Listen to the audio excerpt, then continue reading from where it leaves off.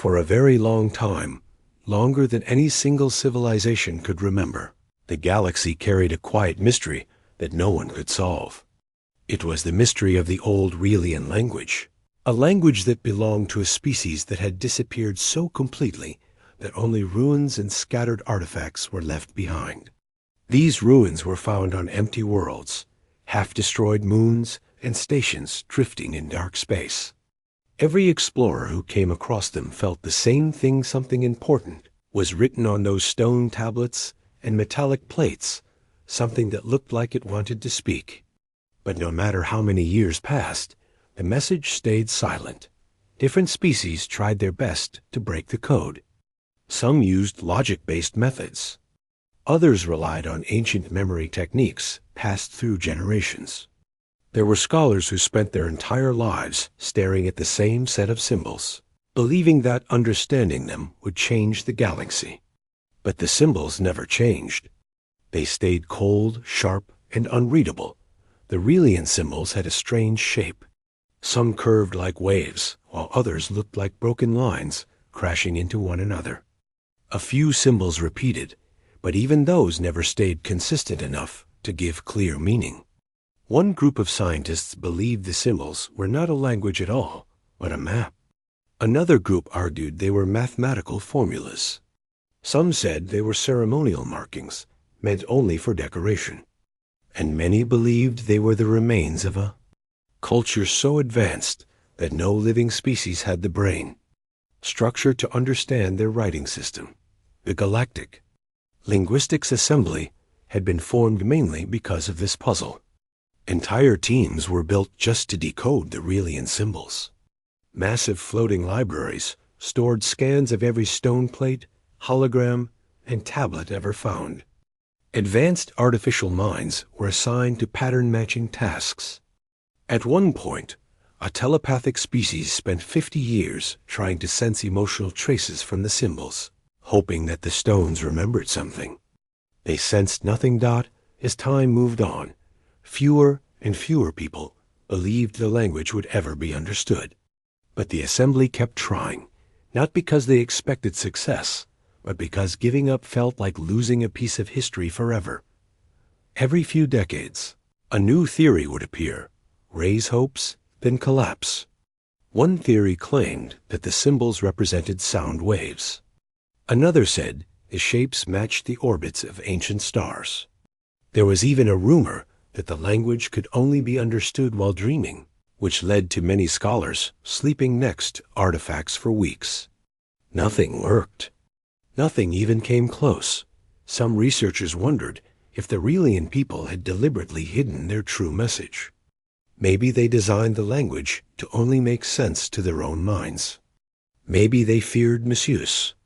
Maybe they didn't want future species to learn something dangerous. But that idea never helped anyone solve the puzzle. It only made the mystery heavier. Despite all of this, the artifacts kept appearing across the galaxy. Some were discovered under layers of dust on abandoned planets. Others floated near asteroid belts, preserved by chance.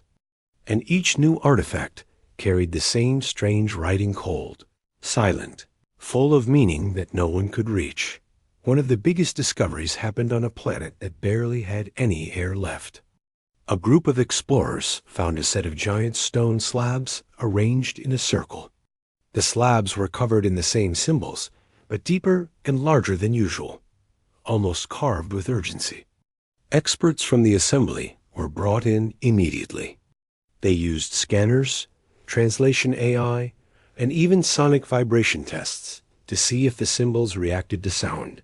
The result was always the same: nothing. People slowly accepted that the language was simply too old, too alien, or too complicated. It became normal to say, the Relian message is lost forever, the way people speak of unsolved riddles that no one expects to solve. Still, there was something haunting about the symbols. Even people who had no interest in languages could feel that they meant something important. They looked like instructions, not poems. They looked like warnings carved quickly, or notes left for someone who never arrived. Some historians said that a species does not carve thousands of stone tablets unless they desperately want someone in the future to understand them. But centuries of failure made the assembly doubt themselves. At meetings, they often ended up arguing. Some members said the research should be shut down entirely. Others insisted the galaxy owed it to the Aurelian species to keep trying. A few believed that once the message was understood, it would change everything from science to history to the way civilizations interacted. Yet no matter how passionate their discussions became, they always ended the same way. The message remained unread, and the people who tried to solve it were tired. Some scholars left the assembly after years of staring at the same puzzles. Some grew old and passed their research to younger members who approached the problem with renewed energy only to hit the same wall. Generations of brilliant minds tried but failed, even after thousands of hours spent building theories, cross-checking patterns, and running simulations. They could not understand how the symbols connected to one another. During one cycle of research, an advanced AI system claimed it had found a pattern. The entire assembly held its breath as the AI showed its results. At first, the symbols seemed to align. They appeared to follow a rhythm. But within minutes, the AI corrected itself and concluded that the pattern it found was only mathematical noise. The hope that had filled the room collapsed immediately. Assembly headquarters was filled with endless shelves of notes and holograms. Scholars worked in quiet halls under soft lights, surrounded by pages and images of symbols they could not read. Some stared at the symbols so long that they began to imagine patterns that did not exist. One researcher even requested a break because she dreamed of the symbols every night. The assembly allowed it. They knew how heavy the work had become. Still, despite the hopelessness, they could not fully stop. They felt a responsibility. They believed that even if the Aurelian species had vanished, their message deserved a chance to be heard. Other species in the galaxy had managed to save at least fragments of their pasts. But the Aurelian people had no descendants, no storytellers, no living remnant to explain anything. The symbols were the only voice they had left. So even though the assembly failed again and again, they continued searching for a path forward. They brought in experts from different worlds.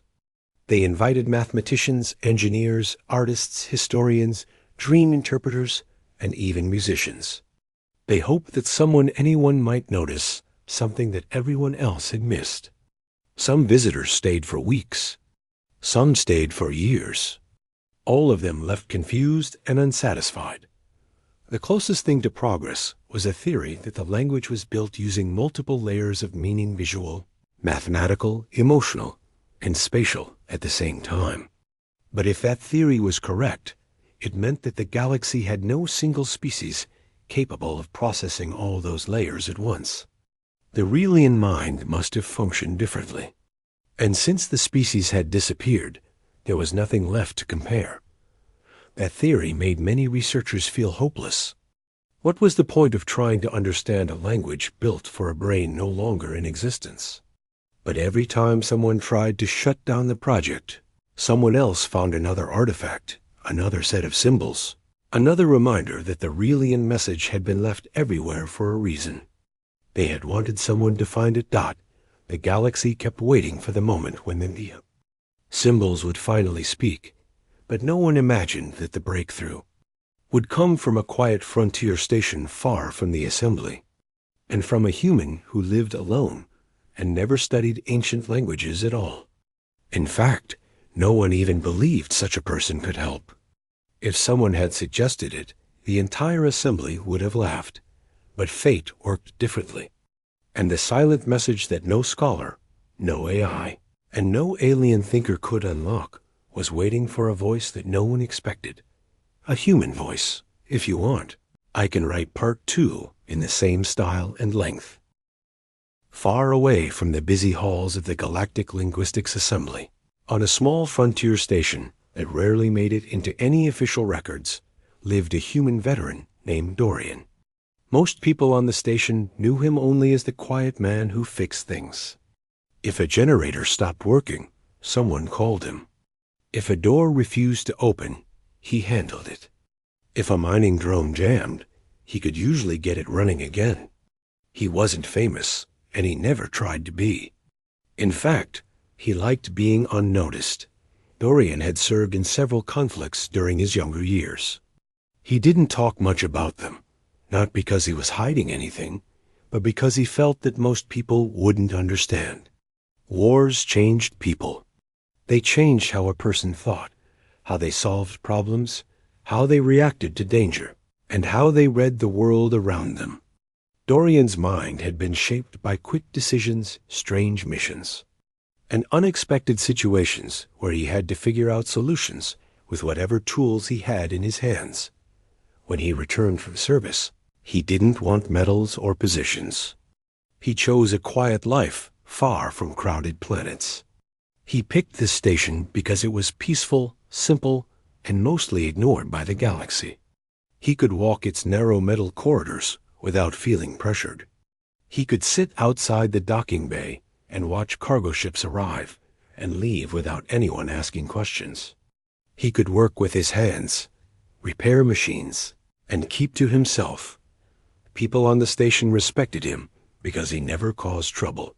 He worked hard, never overcharged for repairs, and always helped others, even when he pretended he didn't want attention.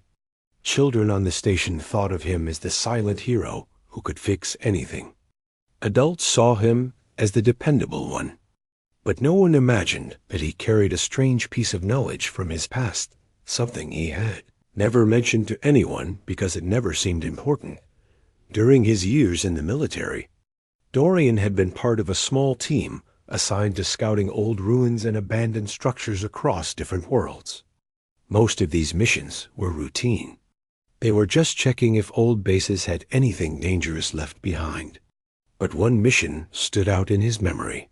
Even after so many years, he had once found a set of carved symbols inside a cave on a lifeless moon. The symbols were worn out, cracked by age, and covered in dust. They didn't match any known human or alien writing he had seen before. His team didn't think much of it at the time because they were in a hurry. They scanned the symbols quickly and sent the data back to command. After that, no one talked about it again. But Dorian didn't forget the shapes. They stayed in a corner of his mind. The way a melody stays with someone even after they hear it only once. He remembered thinking that those symbols looked strangely practical, almost like field notes or emergency markings. He didn't know why he felt that way. He didn't even know which species the symbols belonged to. But the memories stayed with him, quiet but clear. Years passed, and life became simple. Dorian fixed broken circuits, cleaned old tools, and spent evenings sitting in his small workshop listening to the hum of machines. He didn't seek excitement. He didn't imagine that his life would ever become part of a larger story. He believed those days were behind him, but fate doesn't always knock loudly. Sometimes it enters quietly through a small detail no one expects.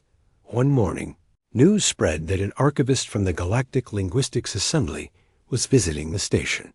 People were confused. That tiny station had no importance to the assembly. It was too far, too quiet, and too uneventful. Why would an archivist come all the way there? It turned out the archivist was transporting a rare artifact, another Relian star stone, and needed a safe temporary storage point while waiting for a ship transfer. The frontier station had secure lockers for valuable goods, so it became the perfect stopping place. The arrival of the archivist created a small buzz. People whispered about the artifact, curious but unaware of its importance. Most of them had never even heard of the Relian language. To them, it was just another mysterious item carried by travelers who passed through.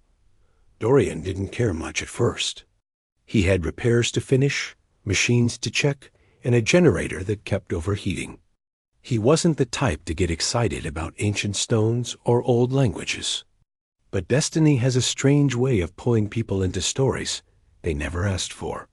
That afternoon, he went to the storage area to fix a faulty locking panel. The archivist happened to be there, placing the star stone inside a secure container. Dorian glanced at the stone casually, not expecting anything. But the moment he saw the carved markings, something inside him froze. The symbols looked familiar. He didn't understand why he recognized them. He hadn't seen them for decades. But the shapes were the same ones he had seen inside that cave long ago. The same sharp angles. The same curved lines. The same strange repeated pattern. Without thinking, he said softly, "I've seen markings like that before." The archivist turned sharply. She wasn't used to hearing that sentence from random mechanics on quiet stations. She stared at him, unsure whether to take him seriously. "You've seen Relian writing?" she asked, almost breathless. Dorian didn't know how to answer. He knew nothing about the Relian people. He didn't even know the word. But he couldn't deny the memory. "I saw something similar during a mission a long time ago," he said. "Back on a moon far from here. The markings looked similar to old field cipher patterns we used to use." The archivist blinked. Field cipher patterns? From a human military code? That made no sense. Relian symbols had been studied for centuries, and not a single person had ever compared them to human shorthand. It sounded absurd, but the archivist had spent her entire career staring at symbols she couldn't understand. A person like that learns to notice every small detail, every strange possibility, every unusual comment. Something in Dorian's tone caught her attention. It wasn't arrogance. It wasn't guessing. It was the calm voice of someone who had seen those shapes before, somewhere real. She asked him questions, simple ones at first. What did he notice? Why did it feel familiar? How did he interpret the shapes? Dorian wasn't an expert. He didn't use complicated language or theories. He just described what he remembered as honestly as he could. He talked about how soldiers in the field often used quick shorthand to save time, how they used symbols to mark danger zones, safe paths, or emergency notes, how the symbols didn't need to be perfect. They just needed to make sense to the person reading them under pressure. The archivist listened closely. Her eyes widened a little more with every word. Then she did something she had never done before. She reported the conversation to the assembly dot within hours. The story spread across their communication network. At first, many members refused to believe it. How could a human veteran on a forgotten station notice something the greatest scholars of the galaxy had missed? The idea seemed impossible, but the archivist stood by her report, and the assembly, despite all their skepticism, was desperate. They had tried everything else. Nothing had worked. So for the first time in their long history, they decided to visit an unknown mechanic on a frontier station. Dorian didn't know any of this yet. He returned to his workshop, believing the archivist was simply curious, and that nothing important would come of their conversation. He had no idea that his quiet life was about to change. He didn't know that the galaxy's greatest linguists were preparing to meet him. He didn't know they were bringing the Star Stone to him, hoping he could see something invisible to them. And he certainly didn't know that the symbols he recognized would open a door that had been locked for centuries. The Galactic Linguistics Assembly had received strange reports before, but nothing like the message they got from that small frontier station. When the archivist mentioned that a human mechanic had recognized patterns in the Relian symbols, almost everyone in the main hall reacted with disbelief. Some laughed. Some dismissed it. Others thought it was a misunderstanding. After all, thousands of experts had tried for centuries. How could a person with no academic background suddenly notice something they all missed? But the archivist's report included something the assembly couldn't ignore. She said the human had described the symbols the same way soldiers described quick battlefield notes. That alone was enough to make some of the older members pause. The Aurelian symbols did sometimes look hurried, carved in uneven angles. Many archaeologists had wondered if they really were written under pressure. But no one had been able to connect that idea to anything practical. The archivist also added one more detail when the human spoke about the shapes. He didn't hesitate. He wasn't guessing. He wasn't trying to impress anyone. He spoke as if the memory came naturally, like recalling a familiar sound or a familiar tool. That part caught the attention of the head coordinator. After hours of debate, the assembly reached a decision, though many members were almost embarrassed to agree. But desperation can make even the proudest scholars reconsider things they once ignored. They were losing hope, and this small chance, no matter how strange it sounded, was still a chance.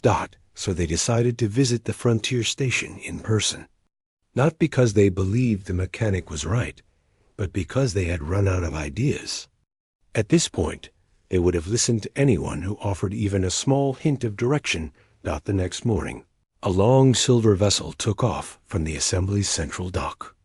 Inside the ship were researchers, knowledge keepers, pattern analysts, and even a few skeptical observers who didn't think the trip was worth the time.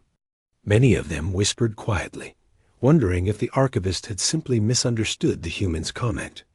Others were curious, their minds already racing with what-ifs. The head coordinator, however, sat silently in his seat, lost in thought. He had spent most of his life trying to decode the Aurelian symbols. He had studied every known artifact, every scratched surface, every broken piece of stone. He had led discussion after discussion, trying to find meaning where none seemed to exist. And now he was on a ship, hoping that an unknown mechanic in a forgotten station could see something no one else could. It felt almost ridiculous. But it also felt strangely hopeful. Hours later, the ship slowed down as it approached the frontier station. The place looked small and quiet from space, like a dot surrounded by darkness.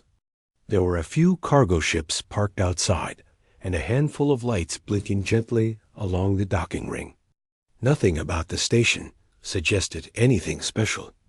It was the kind of place where people passed through without remembering its name. When the ship landed, the station workers gathered curiously, unsure why such a large vessel had arrived. The archivist who had sent the report greeted the assembly members nervously. She led them through narrow hallways toward the secure storage area where the star stone had been kept. Meanwhile, Dorian had no idea that the assembly had arrived. He was in his workshop repairing a mining drone that had lost one of its scanning lenses.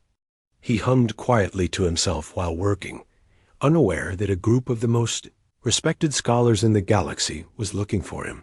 The archivist found him and called him over. When he looked up and saw the group behind her, he was surprised. He wiped grease off his hands and stared at them with confusion. "I'm not in trouble, am I?" he asked. The archivist shook her head quickly. "No, nothing like that. They want to speak with you about the markings you mentioned yesterday." Dorian frowned. He hadn't expected the archivist to take his casual comments seriously, let alone bring an entire delegation to meet him. But he didn't argue. He simply nodded and followed them to a small briefing room, a station used for official meetings. The room was cramped. The assembly members had to stand close together. They placed the star stone on the table in the center. Its surface caught the light, revealing the deep carved symbols. Dorian looked at it again, and once more, the memory of that old mission came back to him. The head coordinator stepped forward. His voice was polite, but also carried a heavy tone, as if he had grown tired of years of disappointment. "We were told you recognized something in these symbols. Can you explain?" Dorian felt slightly awkward. He wasn't used to speaking in front of important people. He scratched the back of his neck and tried to collect his thoughts. "I don't know this language," he said honestly. "I don't know anything about the species that wrote it. But the shapes, they look a bit like the markings we used in the field. Not exact, but similar in the way they're arranged. One of the skeptics sighed. With respect, humans have a habit of seeing patterns where there are none. Dorian shrugged. Maybe, but I'm just telling you what I noticed. The curves here, he pointed to a symbol, they look like quick direction markers we would draw during missions. And this sharp line here looks like a warning symbol we used. The coordinator leaned closer, studying the place Dorian pointed to. The other assembly members exchanged glances. Some still looked doubtful. Others looked unexpectedly thoughtful. Dorian continued, not because he wanted to impress them, but because the memory was becoming clearer as he spoke. Where I saw symbols like these, they were carved near tunnels. We were told those markings were left by someone long before us. Same sharp cuts, same repeated patterns, same style of rushed writing. The archivist quietly confirmed that the scans from Dorian's old mission matched some of the patterns found on verified Relian artifacts. The room fell silent. For the first time in a long while, the assembly members were faced with information they hadn't considered. They had always approached the language from academic, mathematical, or cultural angles.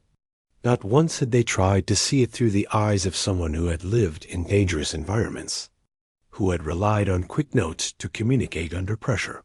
The coordinator spoke again, his voice softer. Are you saying this language might be practical? Something used for emergencies or field instructions? I don't know, Dorian replied. But it doesn't look like art. It looks like someone trying to send a message fast. A shift happened in the room.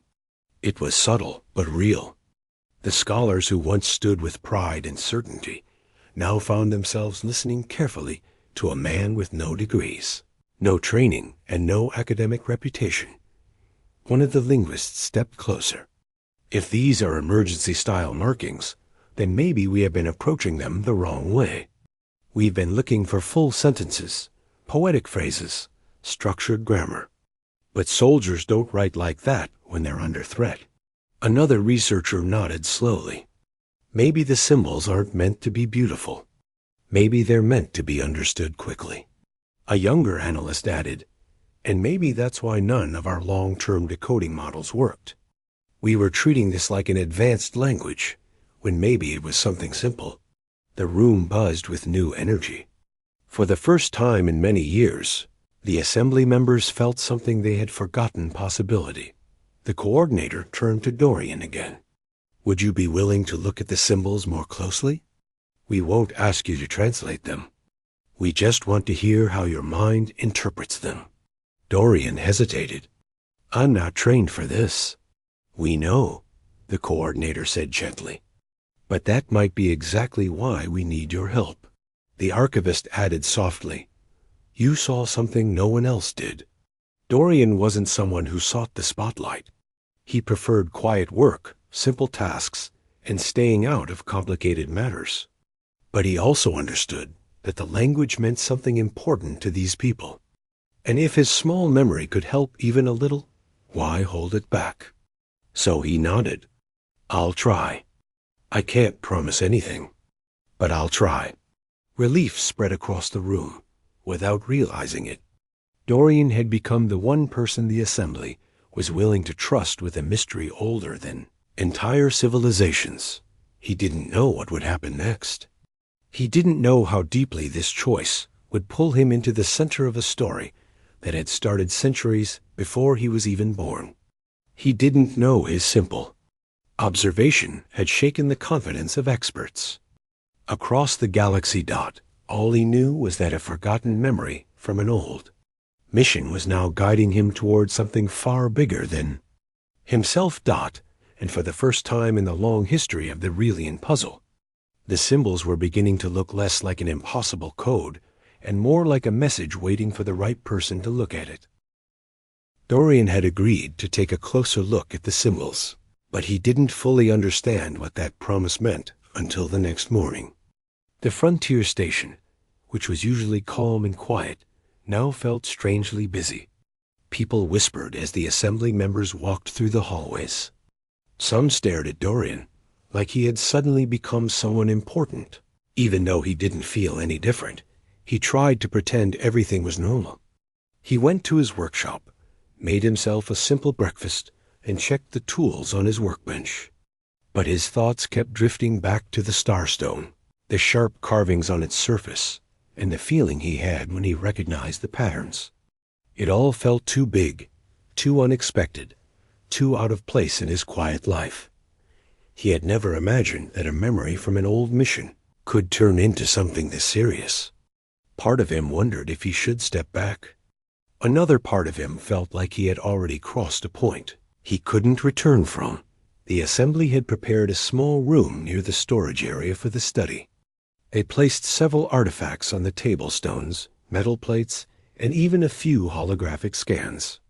They didn't want to overwhelm him, so they gave him space and time. Still, the pressure in the air was impossible to ignore. Dorian entered the room and found the head coordinator already there. The man looked calm but tired, as if he hadn't slept well. He greeted Dorian politely and gestured toward the table. "We'll let you guide the process," the coordinator said. "Take your time. Look at whatever you want. Tell us whatever comes to mind."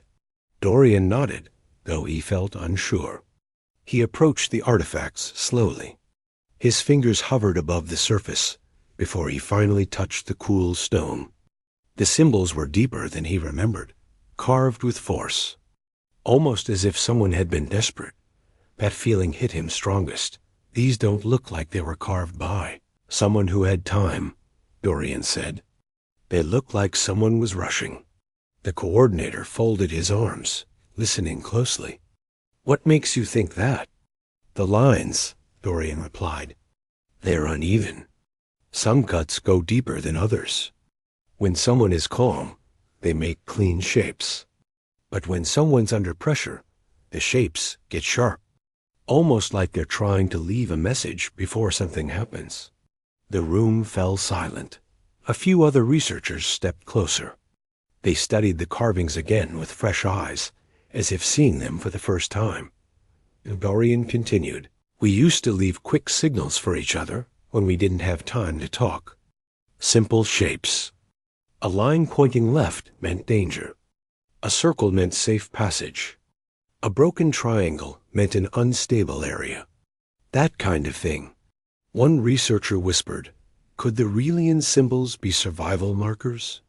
Another said, "It would explain why our linguistic models never matched anything." Dorian didn't know if they were right, but he knew the symbols were not the type a peaceful culture carved during calm days. They felt urgent, tense-like notes written in a hurry. He picked up one of the metal plates. "This one here. These repeated lines. It feels like someone saying, 'Don't go this way.' And these curved symbols. They look like distance indicators. Not exact numbers, but rough estimates." "Rough?" the coordinator asked. "Yes," Dorian said. "Field notes are never perfect. You mark what you can. You just need the next person to understand enough." The assembly members exchanged looks. Their centuries-long struggle suddenly felt different. Maybe the reason no one could read the symbols was because everyone expected too much from them. Maybe the symbols were not deep poetry or complex knowledge, but simple warnings meant for quick understanding. "Not for scholars." The coordinator spoke softly. "If this is true, then the Relian people carved these during their final days." Dorian didn't answer. He felt the weight of that idea. Someone had carved these symbols while something terrible was happening. Someone had tried to warn others. Someone had hoped their message would survive. A researcher asked Dorian, "What do you see in this one?" and placed a new stone in front of him. He studied it carefully. The patterns were more chaotic than the others. Lines collided. Curves twisted strangely. It didn't feel like a map or warning. "This one feels different," Dorian said. "Not instructions. More like someone trying to describe what they were facing." The room leaned in. "Describe?" the coordinator asked. "Yes." Dorian traced the overlapping lines. These shapes, they remind me of something moving, something unpredictable. When we tried to mark dangerous creatures during missions, we used jagged symbols like these. A silence settled across the room. The coordinator whispered, "Are you saying the Relian species might have been running from something?" "I don't know," Dorian said, "but these don't look like ritual symbols. They look like someone recording danger." Another researcher flipped through his digital notes. Many Relian ruins are found near collapsed structures, damaged surfaces, and signs of impact. Maybe they were under attack. A few assembly members seemed shaken. They had spent their whole lives thinking the Relian language was philosophical, ceremonial, or advanced. The idea that it might simply be a record of fear one left by people trying to survive changed everything. The coordinator stepped back. All this time, we were looking for meaning in their greatness. We never considered their desperation. The archivist spoke quietly from the corner. Some of the tablets found on barren worlds were carved in rocks that looked unstable. Why carve there unless you were desperate to leave a message quickly? The more they talked, the more the picture changed. The Relian symbols were no longer mysterious artwork or ceremonial carvings. They were becoming something far more human, notes left by people who were scared, trying to help others, trying to survive. Dorian didn't claim to know everything. He wasn't pretending to solve the entire puzzle. But each time he looked at a set of markings, he recognized the same patterns he had learned in Harsh. Missions patterns made by people who didn't have time to write slowly. At one point, one of the older linguists asked him, "How can you be so certain about these feelings?" Dorian answered simply, "Because I've been in the same situation. When something is chasing you, or when the environment is dangerous, your mind works differently. You think in symbols. You write fast. You don't think about beauty. You think about survival." The room grew quiet again. Even though the linguists were experts in language, they had never lived the experiences Dorian had. They knew alphabets, structures, cultures, but they had not known fear on the field. That was the difference. One researcher finally asked, "If these are truly warning messages, could you help us create a basic guide? Something to help us understand the simplest parts?" Dorian hesitated. "I can try, but I'm not a translator." "We don't need a translator," the coordinator said. "We need someone who can see what we cannot." That gentle statement surprised Dorian. Throughout his life, people had trusted him with machines, repairs, and practical tasks. No one had ever asked him to help solve a mystery older than civilizations. The coordinator stepped closer and said quietly, "For centuries, we have been working with too much theory and not enough real-world understanding. You see things through experience. That is what we have been missing." Dorian took a deep breath. He felt the weight of their expectations. But he also felt something he hadn't felt in years. Purpose. He nodded slowly. "All right. I'll help however I can." The team reacted with relief. Some even smiled for the first time since arriving. In the following hours, they worked together. The researchers didn't stand above him. They stood beside him. They listened, asked questions, and watched as he compared the symbols to the quick-coded shapes used in human missions. Something unusual began to happen. The more Dorian spoke, the clearer the patterns became. The tropes that had confused linguists for generations suddenly looked simple when viewed as emergency notes. Curved marks represented safe directions. Sharp intersections pointed to danger zones. Repeated lines marked distances or time. Broken shapes represented collapsing areas. Slowly, the star stones shifted from confusing puzzles into something painfully understandable. They were messages from people trying to survive. Hours passed until the station lights dimmed for the evening cycle. The linguists were exhausted. The coordinator rubbed his forehead, stunned by the progress they had made in one-day progress they had never achieved in centuries. He looked at Dorian with genuine gratitude. You have given us something priceless. You brought light to a path we didn't know existed." Dorian didn't know what to say. He wasn't used to being praised. He simply nodded again. But deep inside, he felt something shift. The Aurelian symbols were no longer a distant mystery. They felt familiar, almost emotional, like he was listening to voices from people who had lived through fear just like he once had. He didn't know it yet, but this connection would soon lead him even deeper into the heart of the Aurelian message, far deeper than the assembly ever expected. The next morning, the small room on the frontier station felt charged with quiet energy. Dorian had spent hours the previous day tracing lines, comparing symbols, and explaining the simple logic behind shapes that had baffled scholars for centuries. But he had only scratched the surface. The more he looked, the more he realized that these carvings weren't random. They were structured, purposeful, and deeply meaningful, but in a way that no scholar had considered before. They were not a language in the traditional sense. They were survival messages. Dorian approached the table and examined a flat stone with deep, jagged lines across it. He could almost feel the urgency behind each cut. Whoever had made these marks had been desperate, fearful, trying to communicate something important before it was too late. And that urgency spoke to him in a way that no translation, no theory, and no ancient algorithm ever could. He knew that feeling. He had lived it. He had made decisions under pressure, drawn quick symbols for teammates, left instructions to be read in a dangerous moment, and hoped that someone else would understand. It was instinct, not logic. And now he saw that same instinct in the carvings.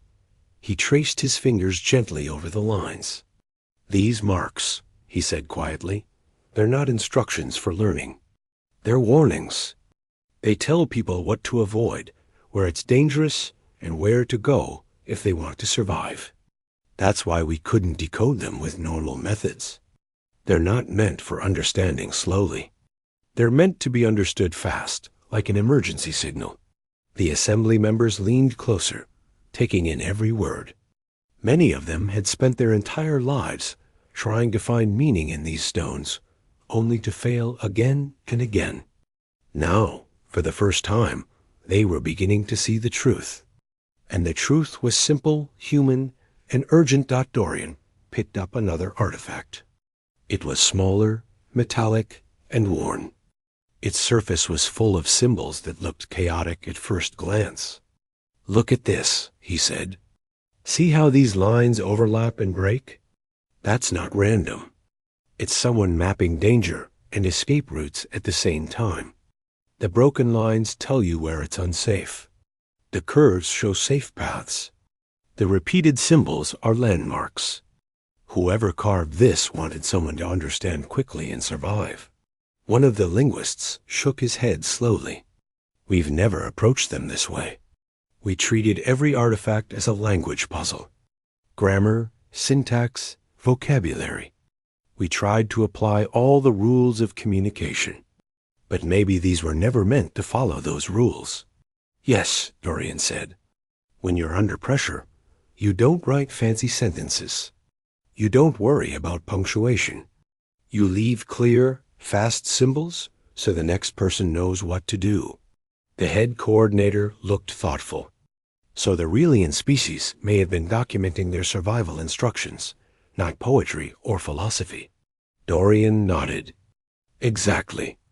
Look at this one," he said, pointing to a jagged line on a stone slab.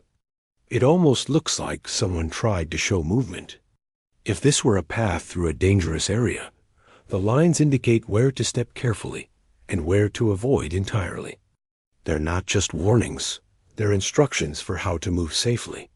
The assembly members were silent, taking in the depth of the observation. Centuries of study had failed to see what a single human perspective could uncover in a few hours. It was a quiet lesson in humility.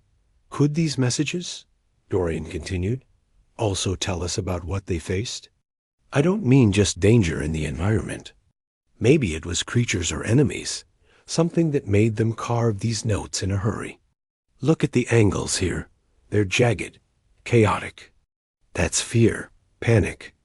Someone was trying to warn others before it was too late.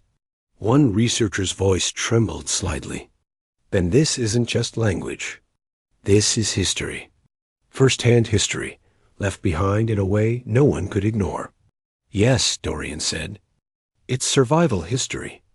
Every mark is a story of someone trying to live.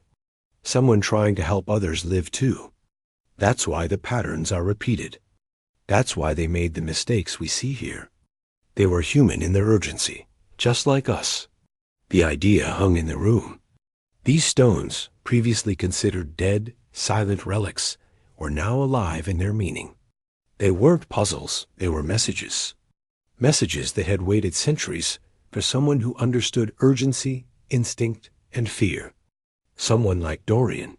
The assembly members shifted in their seats, suddenly aware that everything they had believed about Realian culture was incomplete. They had assumed the people were advanced, methodical, and deliberate. They had assumed the symbols carried deep academic knowledge.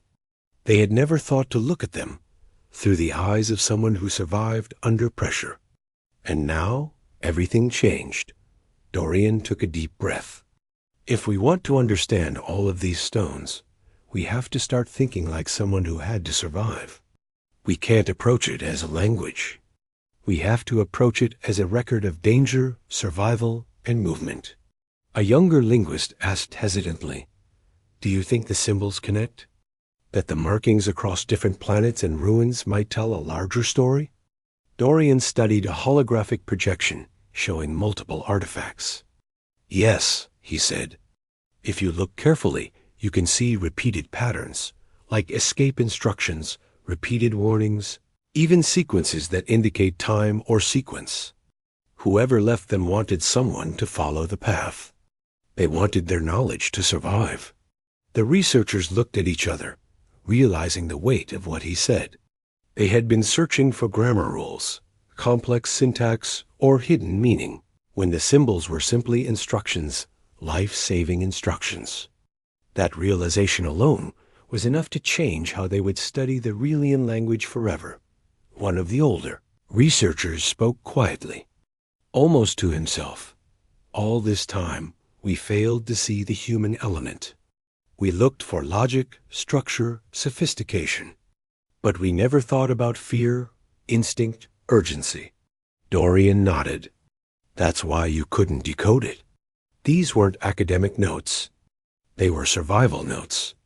And they were meant to be simple enough for anyone in the moment to understand." He leaned back and traced a line across the projection. "See this sequence here?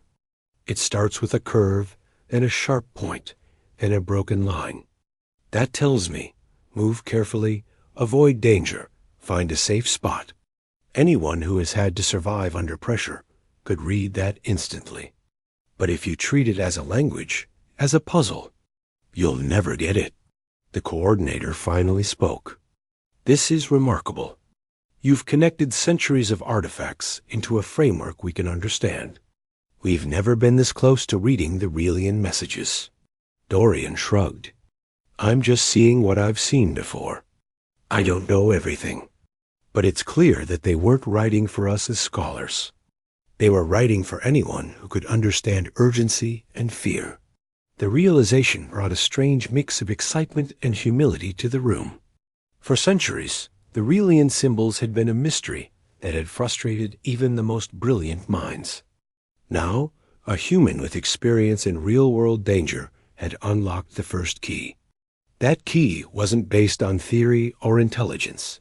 It was based on life experience. It was instinct. It was practicality. It was humanity. Hours passed as Dorian guided the assembly members through the artifacts. They listened intently, taking notes, asking questions, and occasionally pausing to stare at the stones as though seeing them for the first time. For the first time, centuries of frustration melted into understanding that by evening they had a working framework. They could see the flow of warnings, instructions, and danger markers. They could identify repeated patterns across multiple artifacts and begin to trace the logic the Aurelian species had left behind. It was a breakthrough unlike anything the galaxy had seen. Dorian, exhausted but calm, leaned back in his chair. He hadn't meant to become a part of this. He hadn't even expected to understand anything. But sitting there, watching the scholars absorb what he had recognized instinctively, he realized something. Sometimes the right perspective isn't the most educated one. Sometimes it's the one forged through experience, through fear, through life. The coordinator approached him quietly. "You've done something extraordinary. Centuries of study, and no one saw what you did in a single day. You've given this galaxy access to a voice that has been silent for generations." Dorian shook his head. "I just saw what I saw. I didn't think it would matter." The archivist smiled softly. "It mattered more than you know, because you spoke what the stones were trying to say, not what we wanted them to say." Dorian looked at the table of artifacts, tired but satisfied. For the first time, the symbols no longer felt alien. They felt alive, like someone was reaching out across centuries to be understood. And now, for the first time, they had been understood. The breakthrough was just the beginning. There were more symbols to study, more stones to analyze, and a message far larger than anyone could imagine. But for this moment, Dorian allowed himself to feel what he hadn't in a long time: purpose, connection, and the quiet pride that comes from helping others. Even across the span of time, he didn't know what would come next. He didn't know how the rest of the story would unfold. But he knew one thing: the Aurelian messages had finally found a voice that could speak them aloud. And that voice came from a human who had lived through danger, fear, and urgency, and survived. The symbols, once silent, were now starting to tell their story. And the galaxy would never be the same. The following days on the frontier station were unlike anything Dorian had ever experienced. What had begun as a casual comment about recognizing strange symbols had turned into a full-scale study. Scholars, linguists, and researchers filled the small rooms at the station. Holographic displays projected ancient carvings on walls. Every surface was covered with artifacts, tablets, and notes.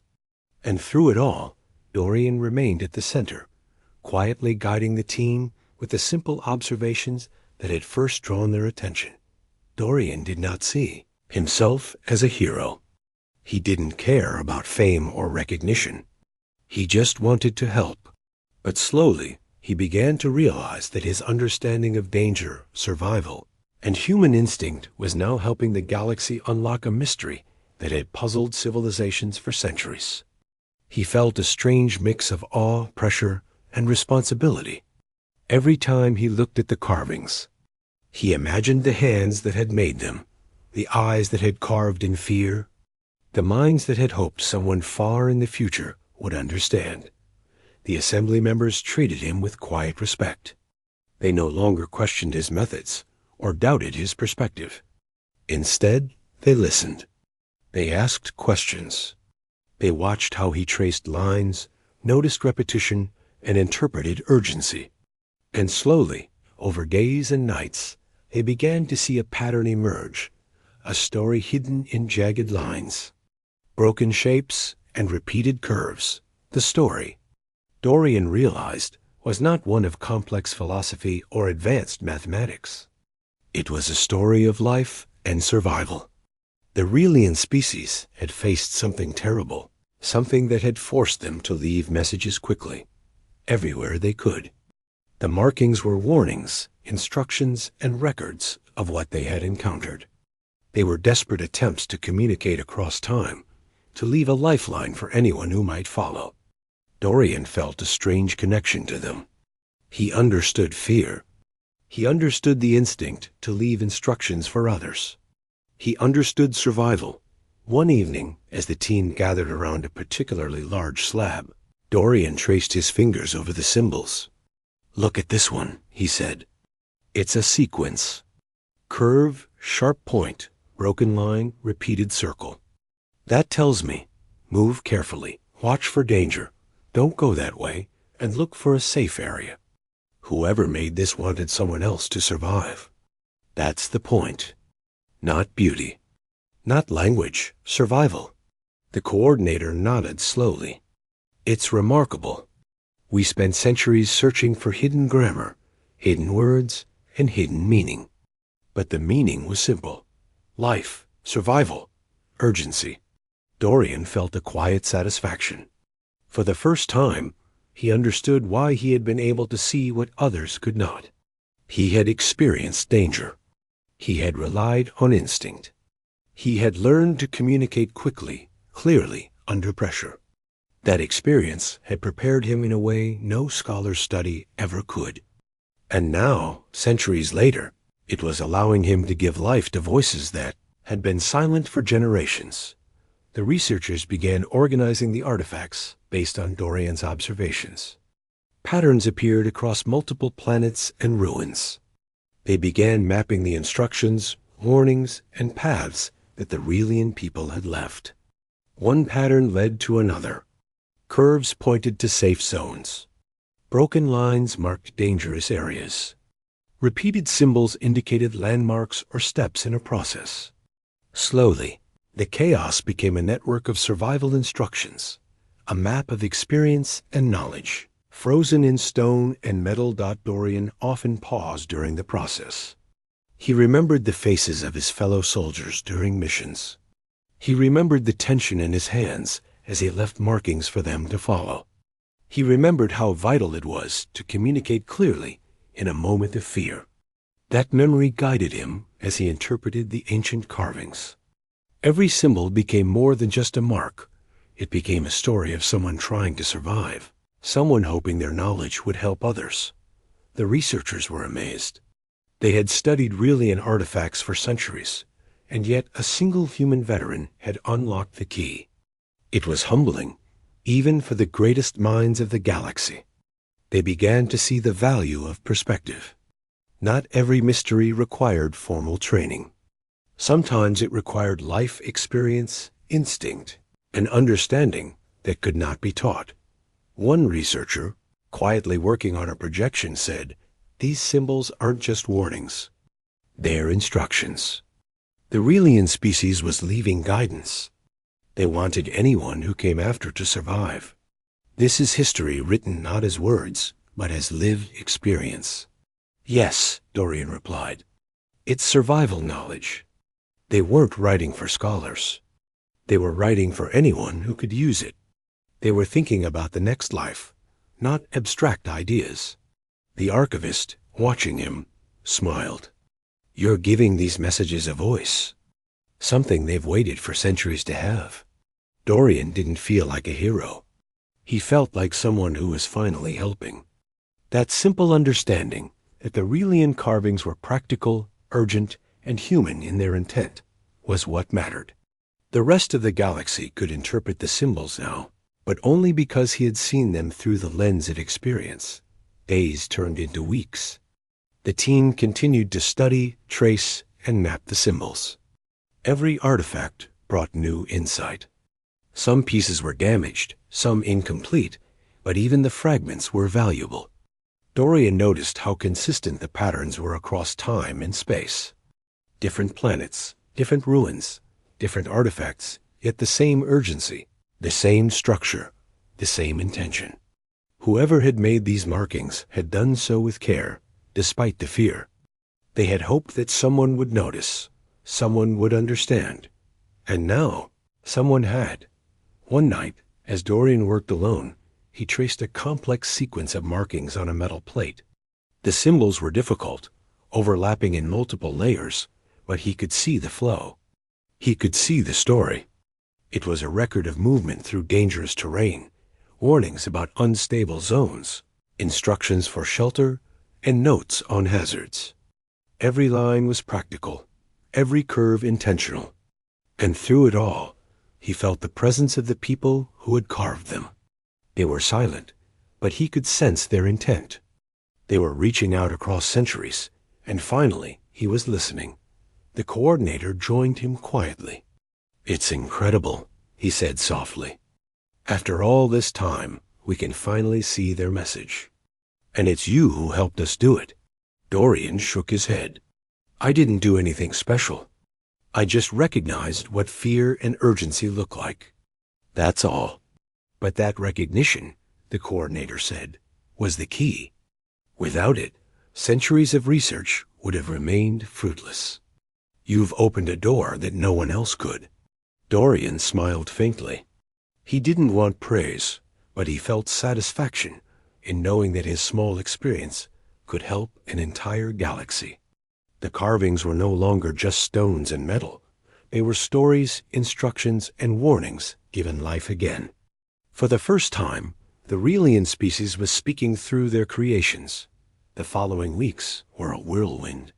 The team mapped the symbols, cross-referenced them with previously collected data, and began reconstructing the flow of warnings and instructions. Each piece fit into a larger network. The galaxy had never seen anything like it.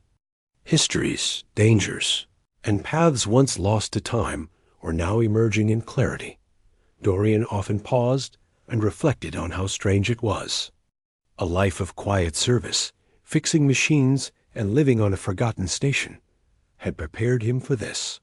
He had never imagined that recognizing simple patterns would unlock messages older than any civilization alive. And yet, here he was, helping the galaxy understand something that had seemed impossible.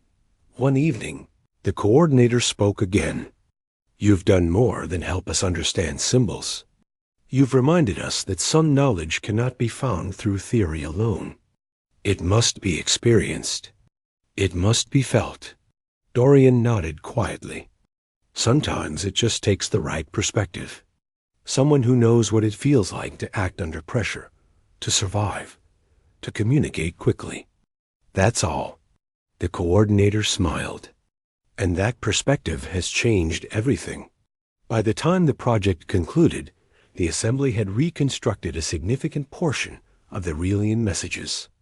Entire networks of instructions, survival routes, and warnings had been traced across multiple planets and ruins.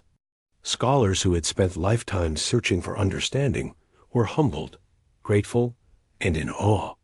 The symbols no longer seemed alien. They were practical, urgent, and deeply human in their intent.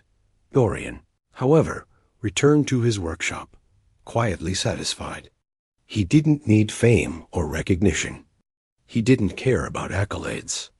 What mattered to him was that the messages had been understood, that the Relian people's intent had been honored, and that knowledge, once thought lost, was now alive. He had helped give a voice to the past, and in doing so, connected centuries of life, fear, and survival to the present. For the first time in many years, he felt a quiet peace. He had done something meaningful. He had listened to voices that no one else could hear. And through his simple perspective, the galaxy had finally heard what had been waiting for centuries. A story of survival, urgency, and the human and universal will to endure. The Relian symbols had finally spoken, and the galaxy would never forget the human who had listened.